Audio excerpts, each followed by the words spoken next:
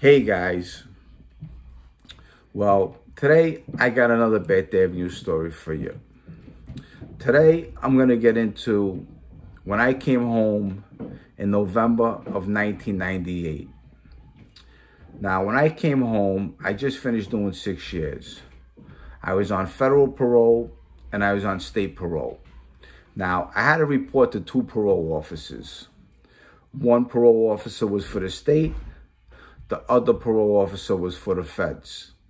Now, obviously, they knew a lot about me. They did a lot of research on me because of my record. I had a bad record, a bank robbery. I beat up a guy with an axe handle. I had organized crime on my record. And this parole officer in the state wanted me home by 9 p.m. And I was telling him, I said, this is not going to happen. There's no way in the world. I just came home and I'm not going to be able to enjoy myself and go out to dinners with my family, my friends, and my girl. So I told him, I said, that's dead. It ain't going to happen. You're probably going to have to violate me right now because there's no way in the world I'm going to be staying home and I got to be home by 9 p.m. every night. It ain't going to happen. That's like having an ankle bracelet on you. I did my time and now I'm home. I'm going to do what I want. If you're going to catch me do something wrong, then you know what? You're going to violate me. I'm not looking to do anything wrong. Now, I also had a federal parole officer with the feds. I forgot his name, but this guy was a badass too. He would watch me from down the block of my house with binoculars every day to see if I was socializing with somebody, when I was leaving the house, if I was doing anything wrong. So at this time, I'm going to fast forward to when my friends get picked up. As I told you before, I come home. I go with Manny Madonna to go see Sparrow. Sparrow releases me. He says, okay, you could have him. I'm on record with Manny Madonna now. So my friends get picked up. Dean Benicillo ends up flipping within 8 minutes. They call him 8 is enough. Now, when they pick him up, Dean Benicillo had a pop business, a nice pop business where I duplicated his beeper and I got his phone where all his customers started calling me on my phone. Now, at this time, when I first came home, Manny Madonna got me a job in Local 20. That's the cement concrete union. He got me a good job. Like, I would go there to the job site, and I was like a shop steward. I would take the orders from the guys for breakfast and lunch, and I would go out, and I would get their orders, their food orders. So that was basically my job. And it was a good job, good paying job. And actually, maybe 2-3 years ago, they actually owed me money that I collected. So, that was pretty cool. But Matty got me a good job. He wanted me to stay out of trouble through a friend of his by a guy named Sonny. Now, Sonny was a union delegate. I really didn't know Sonny, but he would come on the job every so often. And he would come up to me and say, Jimmy, everything okay? You okay over here? And I would say, yes, Sonny, thank you. I appreciate it. Thank you for getting me the job. He must have been a wise guy. I really didn't know Sonny too good, but he was a sharp-looking guy, handsome guy. And, Matty told me, he helped me out getting me the job through Sonny. Matty had connections in the concrete cement union. So I'm also working, but my friends get picked up in June. When they get picked up, I take over Dean Benicillo's pop business, okay? Now, he had a really good pop business. It was making, I would say, maybe $5,000 a week. And I was getting a lot of pot off a friend of mine named John Padone at the time. Now, John Padone is not here no more. He's one of my childhood friends. May he rest in peace. He was really a good kid. Unfortunately, in that neighborhood, things happened, and he passed away around the same time when my mother passed away. So that was, you know, a hard time. But getting to the story, so I took over Dean's business. I was making a lot of money. I had a nice job. At this time in November, Fabrizio ends up getting straightened out when I come home. I see him on Beth Avenue. Fabrizio goes, Jimmy, he said, I got so mad when they released you. And I said, Fabrizio, I said, what's the big deal? Whether I'm here or whether I'm there, we're still friends, you know? And, you know, we were talking and stuff like that. Now he was a wise guy with the Bonanno crime family. And I'm seeing Willie Galloway, Applehead, in the street, and Willie's calling me. Now, Willie's telling me a lot of things that went on when I was away. He is the one who actually drove Fabrizio to get straightened out. Now, Willie is in jail right now as we talk. And I just spoke to him over the phone yesterday. He called me from a prison. But he's going to be coming home within a couple months. And when he comes home, he's going to tell you a couple stories. You're going to get a kick out of Willie because he's a really funny guy. And he's got some funny stories. To not change the story, but I want to tell you a quick story. Now, Willie told me that when he first came home from doing the 9 months for throwing the shots in the air, he got picked up by Fabrizio, Tommy Reynolds, and Joey Calco. As soon as he got in the car, see, Willie wasn't sharp. He didn't know the street. He was basically a bank robber with Gerard. As soon as he got in the car, he said, what the hell happened to Paulie G?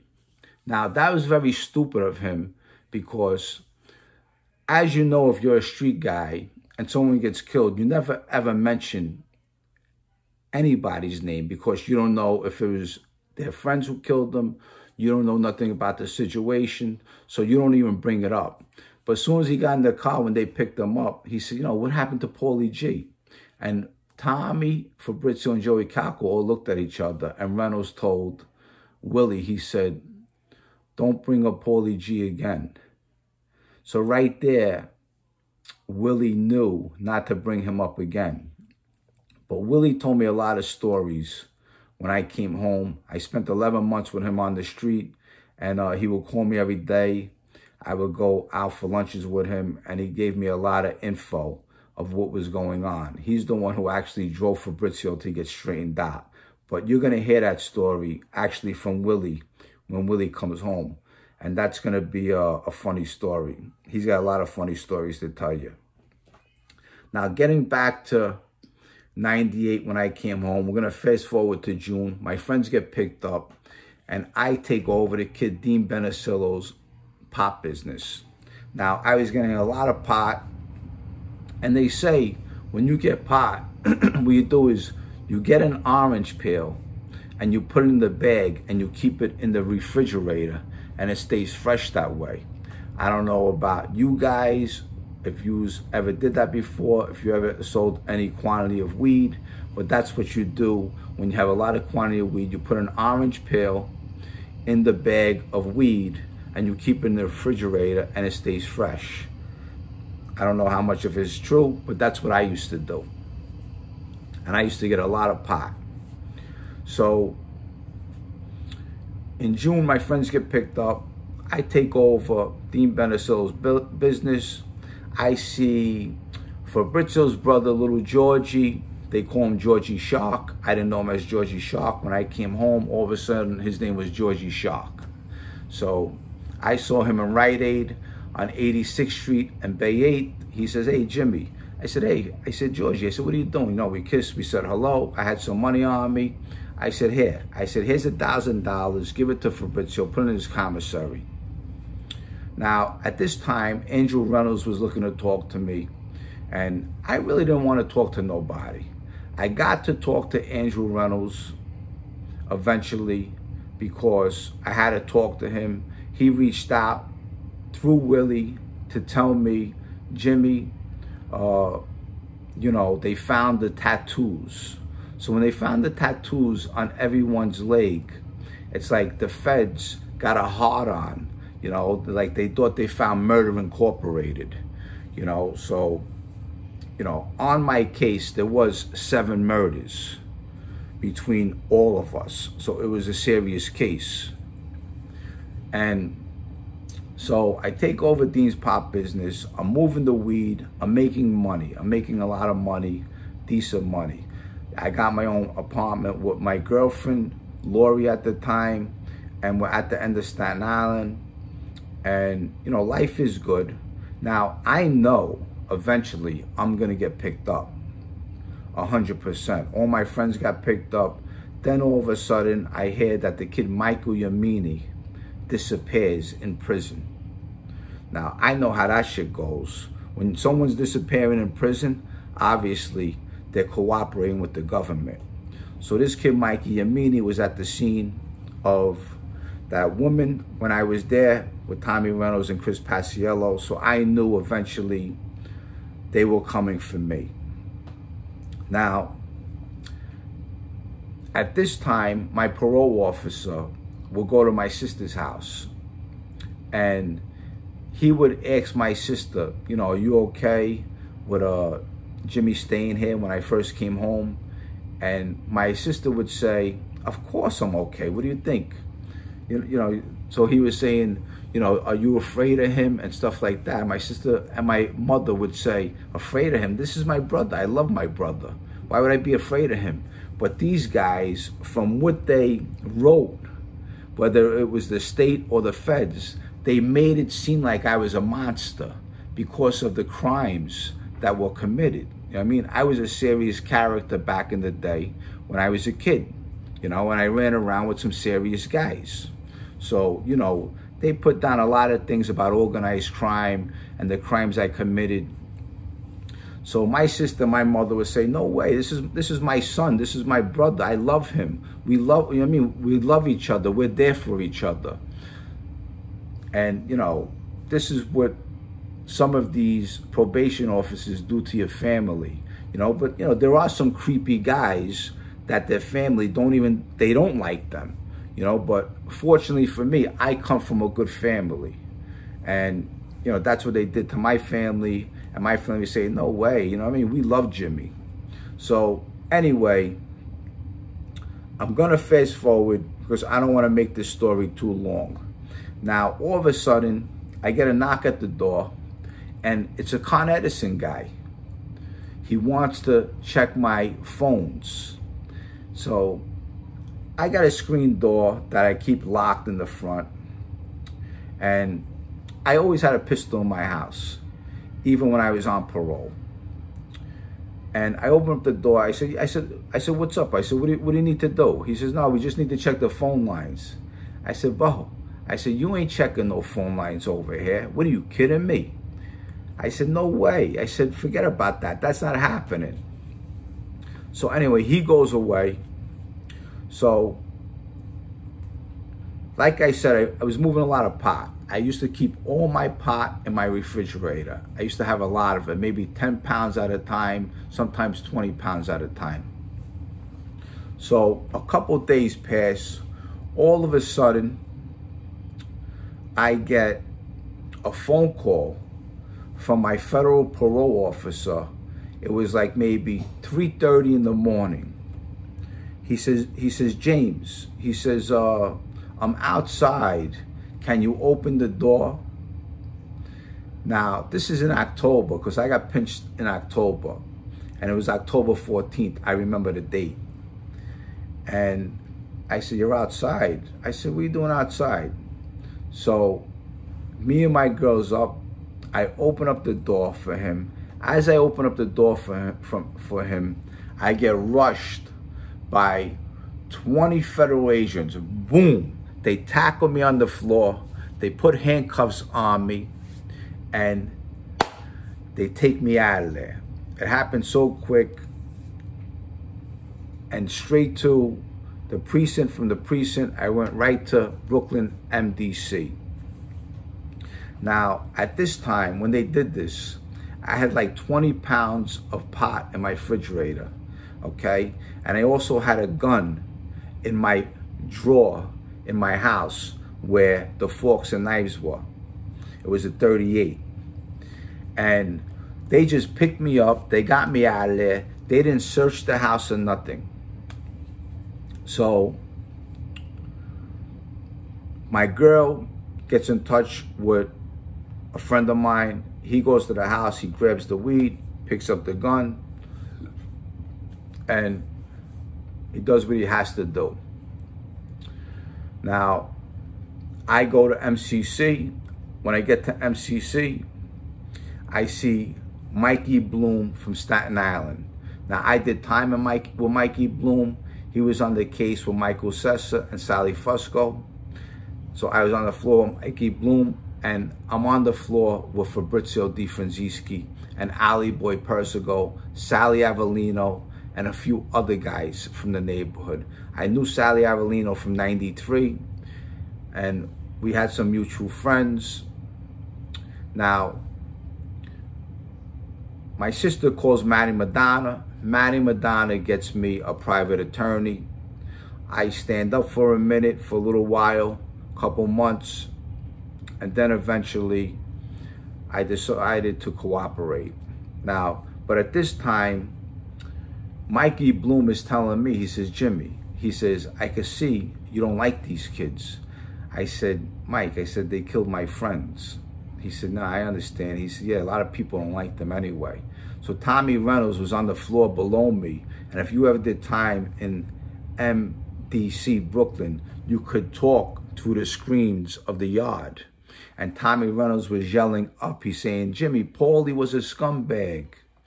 And I said, listen, Tommy, I don't even want to even talk about that, okay?